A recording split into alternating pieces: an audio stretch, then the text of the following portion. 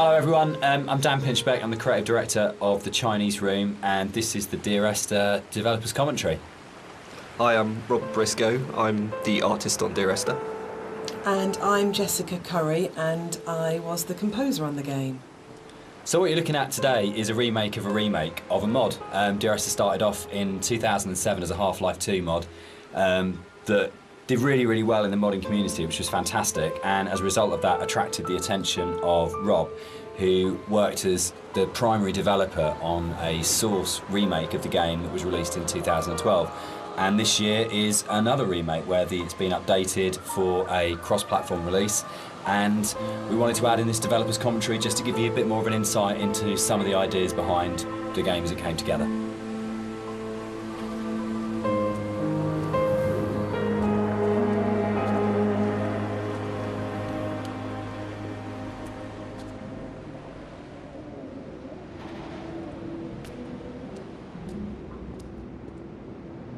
So you'll see around you in a lot of the environments, there's a lot of detail ingrained into everything.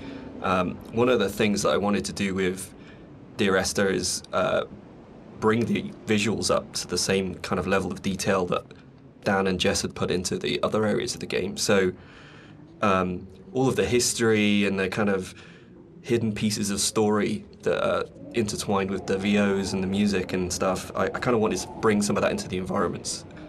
So if you look around you, you'll see that there's a lot of interesting bits and pieces, a piece of paper with someone's name on it, a photograph, an ultrasound. All of these little bits and pieces are kind of layered in to just kind of bring another aspect of the story into the game. And also, they're actually randomized, so every time you play, you'll see something different lying around. And this is just to build on this idea that everybody has a unique experience and a unique interpretation of the story.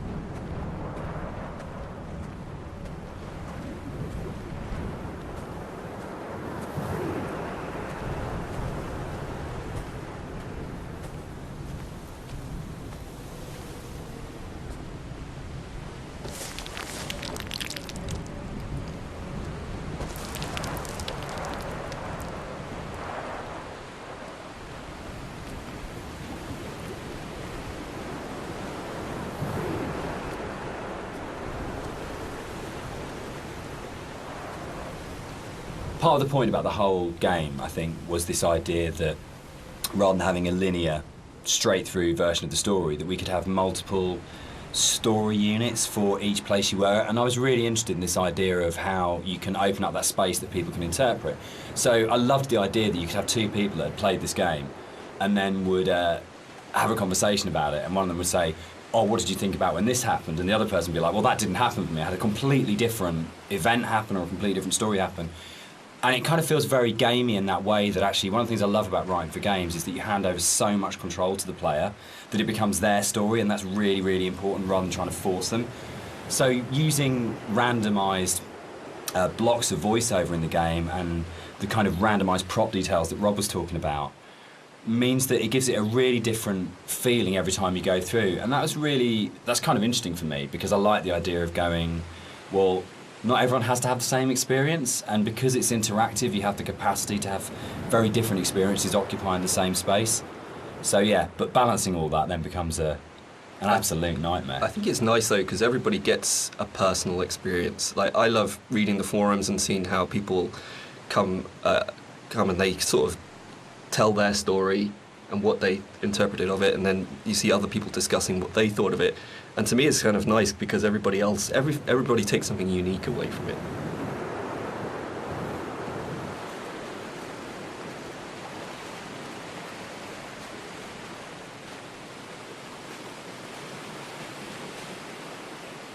When I wrote the music for the mod of Dear Esther, there was absolutely no budget whatsoever for live players, so all the music was sampled.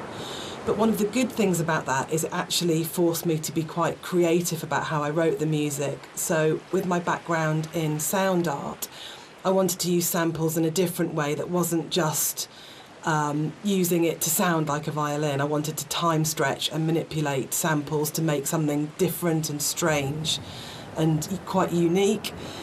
But then when we got the Indie Fund money, I had the amazing opportunity to re-record the music with live players. And that was so exciting for me, actually, because that's where it comes to life. And I thought long and hard about whether to write new music, going from the mod to the commercial version, but actually I decided that my initial and original emotional response to the game was probably going to be the strongest response and reaction that I had. So I just literally, the music that I'd written for samples, I then wrote out for live instruments. But what they bring to it is transformative, actually. And I think The Beach is a really good example of this, where, you know, you have these awful samples soaring away, and then you have the string quartet playing this very bleak, very sparse music, and they bring the presence of the island immediately to it, and it comes to life. And that's the exciting thing about it. It wasn't a huge budget, but just having that experience of working with the players was just magical.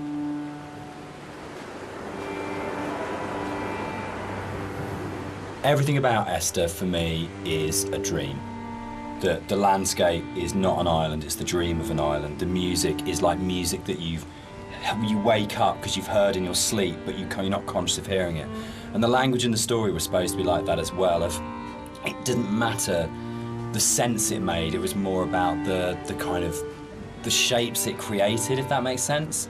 So that the words would kind of were like being in water, like listening to something underwater. It'd be this very dreamlike, symbolic, poetic thing. And it always had frustrated me in games with game writing. This has really changed quite a lot. There was never any space for poetic language. It was very exposition-y, very descriptive, very direct. And you'd have like art and audio would have these amazing creative spaces they could explore. But when it came down to actually writing, you just had to basically go into the room, describe the character, tell the player what to do. And it just seemed like the most boring thing you could do with words in a game. And why couldn't a writer have the same artistic freedom as a visual artist or an audio designer or a musician, in terms of being able to say, isn't this just about creating this kind of emotional tone, this emotional space? And it's really, I still love that about the game, and it's one of the things I love so much about Nigel's voiceover, is it has this really odd, disconnected, kind of dreamlike quality to it, where you might finish the game and not actually understand anything that happened, but you're being carried along in the flow of it. And without any kind of sarcasm at all, I get into trouble saying things like this. The same design principle applies as this to Halo. It's 30 seconds of fun, or 30 seconds of depressing engagement, I guess, in our case. But it is about that loop of being in the moment in the game constantly, and that's actually the critical thing that matters.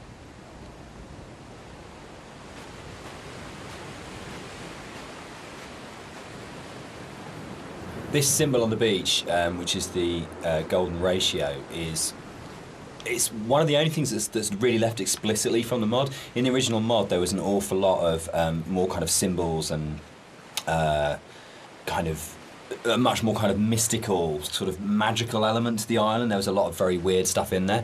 And a lot of them came out of the commercial version because they felt like they were a little bit explicit. And instead, there's a lot more hidden kind of codes and symbols in there. There's still some stuff which you can only actually see or experience if you are not playing the game, if you're looking at it from editor. We had in the original mods things like trees planted to mirror the shape of the M5, or there's a whole bunch of things that are there to represent star clusters and all kinds of things like that. And we'll probably talk a bit more about kind of like hidden details and the secrets in the game as we go through. But that was really interesting for us in terms of the design of it, of going, you've got your kind of your conscious, explicit play experience, but games are always constantly manipulating your mood and your feelings and the decisions you're making.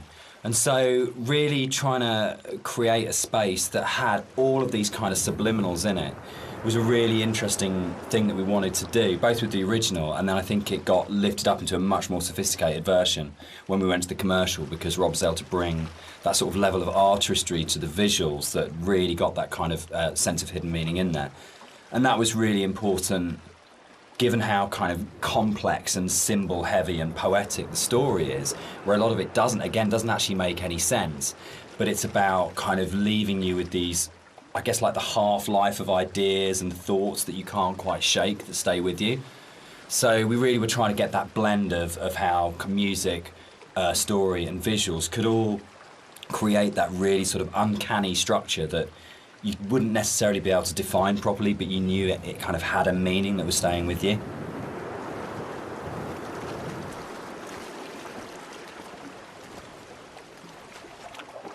So something I wanted to do as an artist was create some kind of reward for the player when they explore the island. There are some areas of the game where it's a little bit more quieter, there's no music or there's no voiceovers. So I kind of wanted to create a bit of an incentive for people to explore. And you'll find around the island that these kind of like random scattered items that are usually slightly out of place from the environment themselves, but in another aspect they actually bring a little bit of story to the island itself, usually to the island or to the actual protagonists or you know, the characters that surround it. So you'll find that around the island these little props and stuff. Just keep your eye out for it if you're exploring.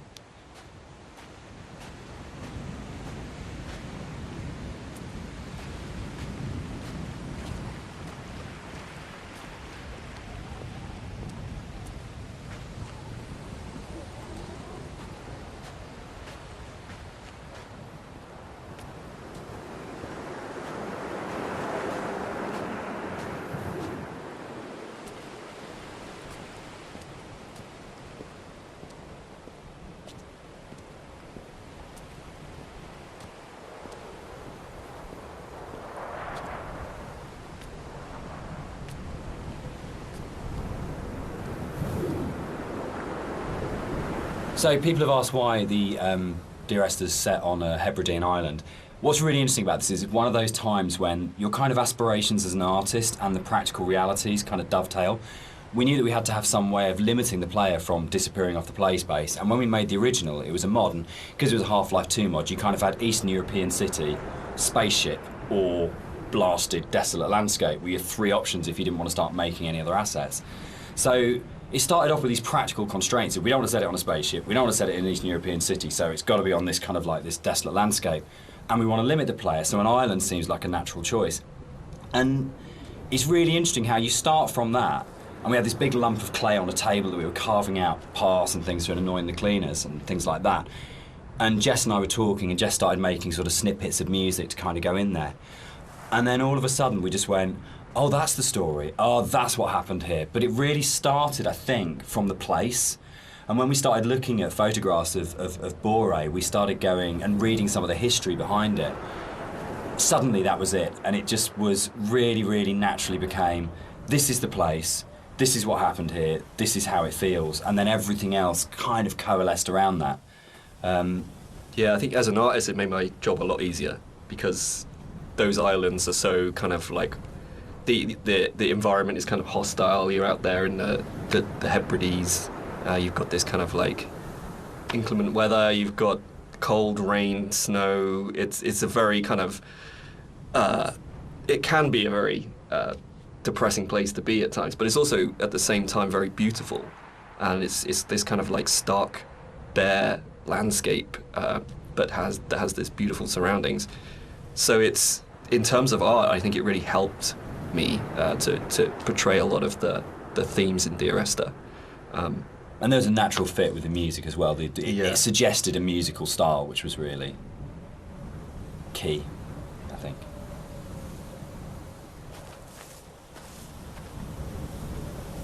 One of the things you're always trying to do as a composer is create memorable themes.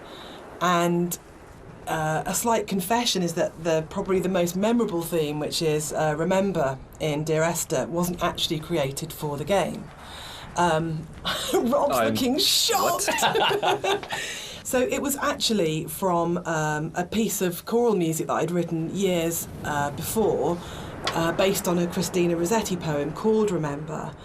And one of the things I was talking about earlier was how I didn't have any budget. So I had this piece of choral music, and I thought, hang on, this is absolutely perfect for Esther, but I don't want to use all of it. So the only bit that you actually get in the game is the first line of the choral piece of music. But that actually went on to form the main theme of the music that I wrote. And I think for me it's really interesting about how things that you've written earlier, years before, sometimes come in really, really useful and fit. So I always tell people and students not to despair if something doesn't get used or doesn't work at the time, because actually there'll come a place or in a time where you think, hang on a minute, I've got something that fits. So in terms of that memorable theme, the Remember theme gets used in multitude of different ways during the game. And one of the things it does is helps you to identify the kind of psychic place that you're in the game.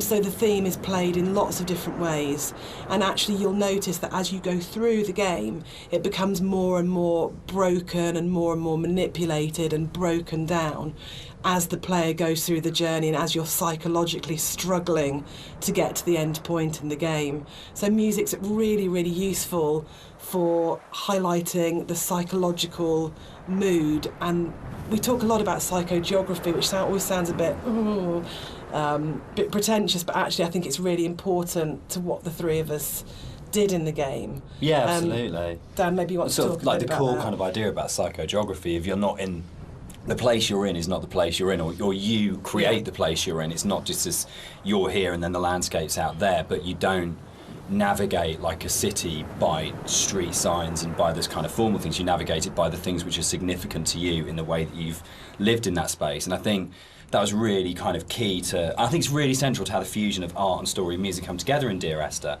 because it's not a place where we're going, right, we have to lead the player up here because it's a natural formation, and then you would naturally have a piece of music here because you come around a corner. But the story, music and art all work around the idea of what's going on in the narrator's head at this point. How do we represent his emotional state relative to this landscape? And again, it's that idea of the game is, it's a dream of a place. It's like the idea of it being a fever dream or a coma dream, which obviously ties in a lot with the kind of story, and we'll come back to in a lot more detail when we get to the caves a bit later on.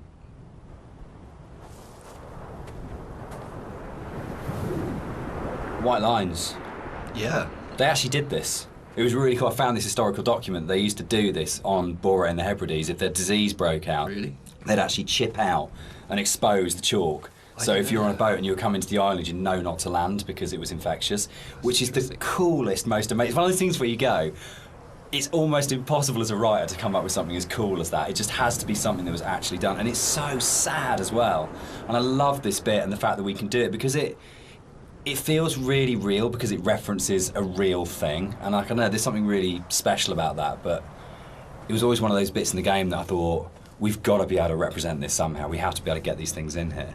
Yeah, I mean, that's really interesting. I actually didn't know that was actually based historically in real life, but that's really cool. Because I mean, my thing about the White Lines is that it was this completely surreal thing, but also it was kind of, it just added to the landscape. It was like, whoa, what the hell is that? And putting that into the game was kind of challenging, because to me it just seemed like, it's going to be really hard to pull off in a way that's kind of realistic. But then when you look at the kind of art style of the game, it's not really a realistic thing. Like everything is half imagined. So in that way, it kind of really fit into the landscape, and it kind of creates this amazing sort of landmark that you see in the environment. And I just found it really interesting to hear about that. Yeah. I think it's one of those things where it's not a realistic place. And I mean, no game is a realistic place anyway, but one of those things where understanding that you're making something which isn't real and you have that kind of capacity to explore it artistically. And we'll come back and talk about sort of like it not being realistic, I think, in a little while. But that's really, really important, because then you can say it's about what these things kind of represent or how they make you feel as a player, not about going, is this accurate? And I get really inspired by sort of doing a lot of research into kind of history and things like that with all of our games. Because you can just find those things that just kind of like speak to you. But it's amazing, you can find that in like an 18th century book and go, that really speaks to me now, that has meaning now, and that's fascinating, I think.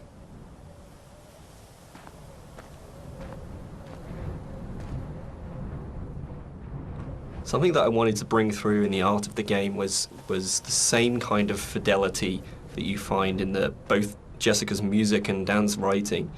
In the same kind of way that you have all of these little details, these very close attentions to detail that kind of really bring richness to the story. And something that was missing in the original mod version was just this lack of a visual layer of story. And something that I did throughout the art of the game is to add in all these little details here and there, little bits of story, little links to certain things that you may or may not hear or see, just a layer of richness in the world, and give you some kind of reward for exploring. So keep your eye out as you look around.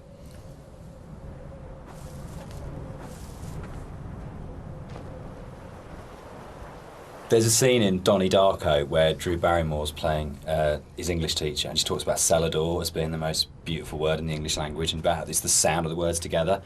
And Dear Esther actually comes from the introduction to From a Faith No More song, the Crab song on the first album, Introduce Yourself.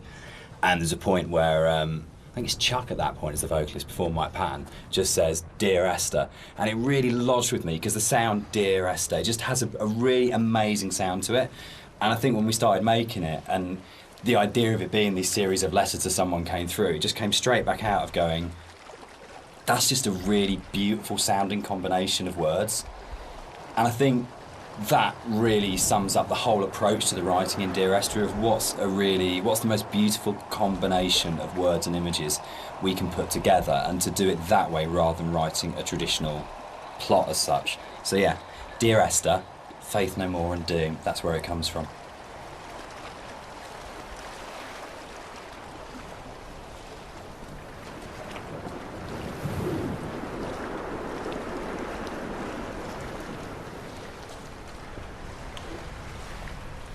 I think the central question to the entire experience, for most people that have played it or are talking about it, is this idea of, is the island real?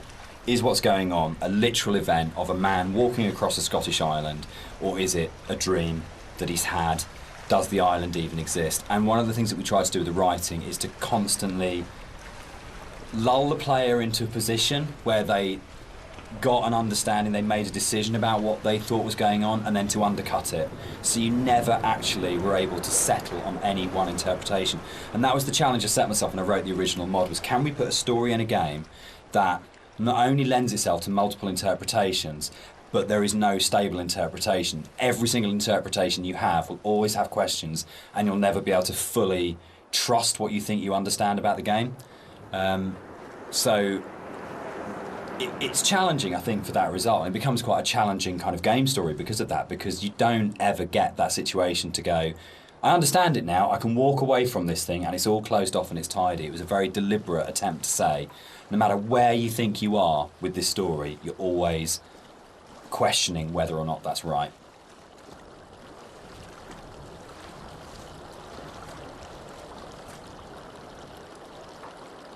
One of the things that's been most commented on with the audio and the music in Dear Esther is how sparse it is.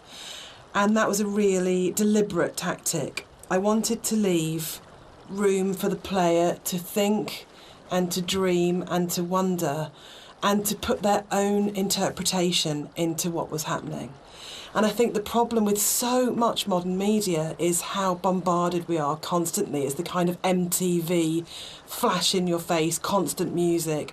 And Dan and I watch a lot of drama together, and there really is constant Endless, music. which is constantly telling you what you should feel, like really clearly, and it's like being kind of beaten up by the music sometimes. And when you read a lot of reviews of Dear Esther, a lot of people say they had this time to think and to interpret, and that was one of their favourite things, that they placed themselves so directly into the game, and it's their experience. And I think that's actually the greatest success of the game on all points, from the story to Rob's art to the music, is we all left space for the player to dream.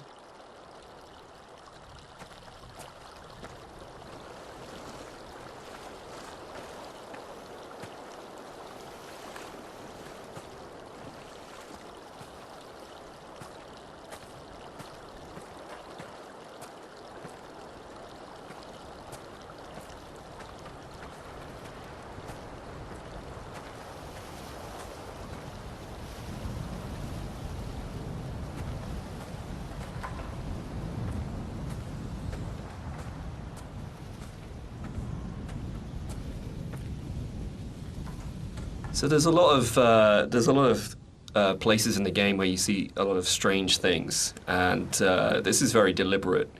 One of the things we wanted to do is just kind of like not spoon feed the player every little piece of story. We kind of just, some things are literally just in there to just kind of let you think and let you decide on whatever you want to bring to the story yourself. So it's kind of like I approached it like an impressionist painting, where you've got like this kind of very vague outline of things, but if you stare at it enough, you can kind of like fill in the spaces, and kind of the image comes together on its own. So a lot of these kind of strange pieces of geography and stuff, that's really kind of deliberate in some ways, just to kind of keep the player's mind open and kind of bring their own interpretations of the story through that.